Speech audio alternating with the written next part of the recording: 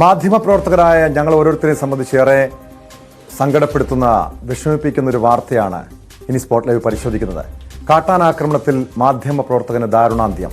Mathrubhumi news Palakkad ബ്യൂറോയിലെ cameraman AV മുകേഷാണ് മരിച്ചത്. പാലക്കാട് കൊട്ടേക്കാട് കാട്ടാനക്കൂട്ടം പുഴ മുറിച്ചു കടക്കുന്നതിന്റെ ദൃശ്യം പകർത്തുന്നതിനിടെയായിരുന്നു ആക്രമണം. പാലക്കാട് ജില്ലാ ആശുപത്രിയിൽ എത്തിച്ചെങ്കിലും ജീവൻ രക്ഷിക്കാനായില്ല.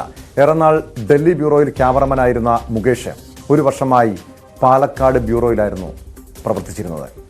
എസ് വിനേഷ് കുമാർ ചേരുന്നു ഈ വാർത്തയുടെ വിശദാംശങ്ങളുമായി. വിനേഷ്, നിങ്ങളോടൊപ്പം ഒരു വർഷത്തോളം പ്രവർത്തിച്ചിരുന്ന വ്യക്തിയാണ് മുകേഷ്. ഇതെങ്ങനെയാണ്, ഏറെ വേദനിപ്പിക്കുന്ന സംഭവമാണെന്നറിയാം. ഇത് എപ്പോഴാണ് ഈ ഒരു കാട്ടാനക്കൂട്ടത്തിന്റെ ആക്രമണം ഉണ്ടായത്?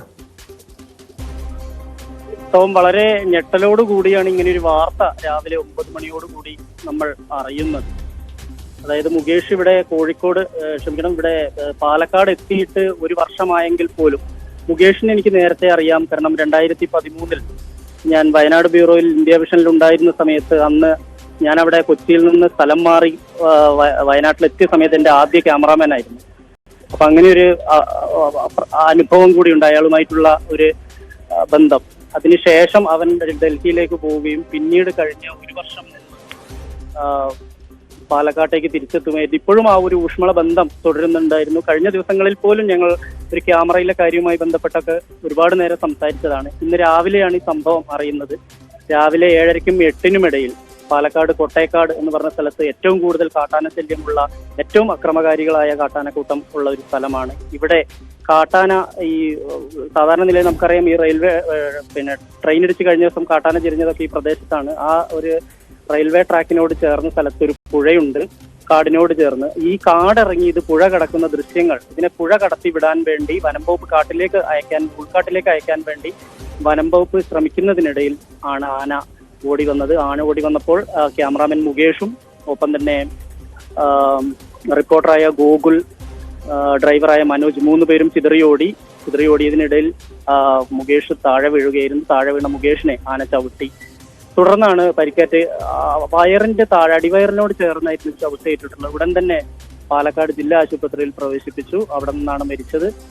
എന്തായാലും നമുക്കറിയാം മുകേഷിന്റെ കഴിഞ്ഞകാല പ്രവർത്തനങ്ങളും മുകേഷ് എടുക്കുന്ന ദൃശ്യങ്ങളുടെ ഭംഗിയും ഒക്കെ നമ്മൾ ആരും പ്രത്യേകിച്ച് പറയേണ്ട ആവശ്യമില്ല.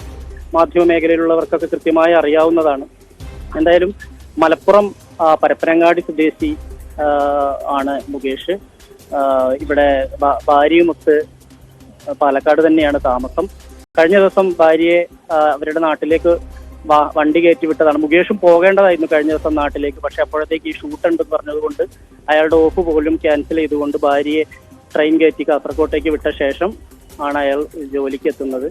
എന്തായാലും അതിരാവിലെ തന്നെ, പുലർച്ചെ എന്ന് പറയാൻ വേണമെങ്കിൽ 6 മണിയോടുകൂടി തന്നെ ഇവർ മാതൃഭൂമി സംഘം ഇവിടേക്ക് തിരിച്ചതാണ്. ഈ കൊട്ടേക്കാട് ഭാഗത്തേക്ക് തിരിച്ചു. അവിടെ എത്തി ആനയെ കൃത്യമായി വനംവകുപ്പ് വാച്ച് ചെയ്യുന്നുണ്ടായിരുന്നു. അതിലെ ദൃശ്യങ്ങൾ പകർത്തുന്നതിനിടയിലാണ് ആനയുടെ ആക്രമണം ഉണ്ടാകുന്നത്. 2 ആനകളായിരുന്നു ആ സമയത്ത് ഉണ്ടായിരുന്നത്. ആനകൾ പല ഭാഗത്തായി ആനകളുള്ള ഒരു സ്ഥലം കൂടിയാണിത്. പ്രൊജക്ട് എലിഫന്റ് കോർ ഏരിയ എന്നൊക്കെ വേണമെങ്കിൽ പറയാവുന്ന ആ രീതിയിൽ സംരക്ഷിത ഒരു മേഖലയും കൂടി, ആനകളുടെ സംരക്ഷിത മേഖലയും കൂടിയാണ്. നിരവധി ആനത്താരകളുള്ള സ്ഥലമാണ്. അതുകൊണ്ട് തന്നെ നമുക്കറിയാം അവിടെയാണ് ഈ റെയിൽവേ ട്രാക്കിൽ പലപ്പോഴും ആനകൾ കയറുകയും അങ്ങനെ ട്രെയിനടിച്ച് ചരിയുന്ന ഒരു സ്ഥിതിവിശേഷം ഉണ്ടാവുകയും ചെയ്ത സ്ഥലം കൂടിയാണ്.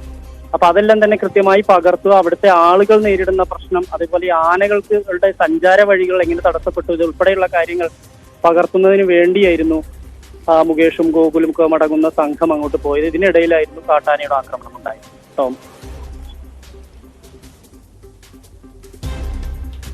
വ്യക്തമാണ്. ഏറെ ദുഃഖമുള്ള വാർത്തയാണ് രാവിലെ പാലക്കാട് നിന്ന് കേട്ടത്. മാതൃഭൂമി ന്യൂസിന്റെ പാലക്കാട് ബ്യൂറോ ക്യാമറമാൻ മുകേഷാണ് കാട്ടാനാക്രമണത്തിൽ മരിച്ചത്.